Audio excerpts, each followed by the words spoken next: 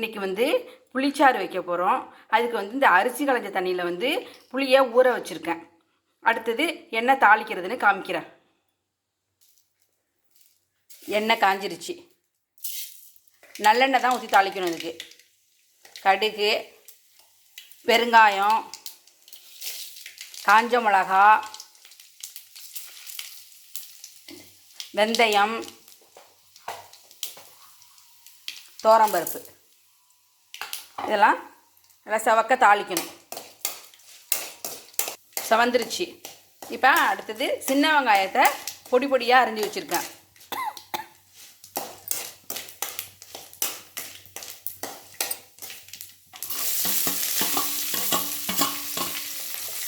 சின்ன வெங்காயத்தையும் கருவேப்பிலையும் நல்லா வதக்கணும். வெங்காயம் வதங்கிடுச்சு. இப்போ நம்ம ஊற வச்சிருந்த புளியை ஊற்றணும், கரைச்சி ஊற்றணும்.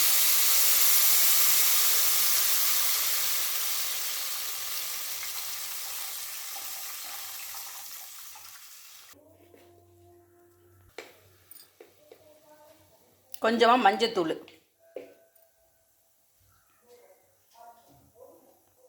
கொஞ்சமாக சாம்பார் தூள்.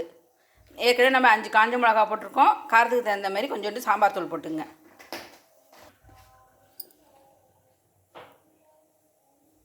இது நல்லா கொதிக்கணும்.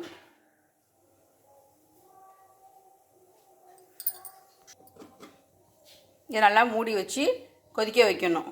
நம்ம வீட்டில் காய்கறி இல்லாத நேரத்தில் இந்த புளிச்சாறு வச்சு வத்த வறுத்து சாப்பிட்டா ரொம்ப அருமையாக இருக்கும். கொதிச்சதும் காமிக்கிறேன். நல்லா பச்சனை வாசனை போக நல்லா கொதிச்சிச்சு. இப்போ புளிச்சாறு ரெடி ஆயிடுச்சு. சாப்பிட்டு பாருங்கள் எப்படி இருக்குன்னு.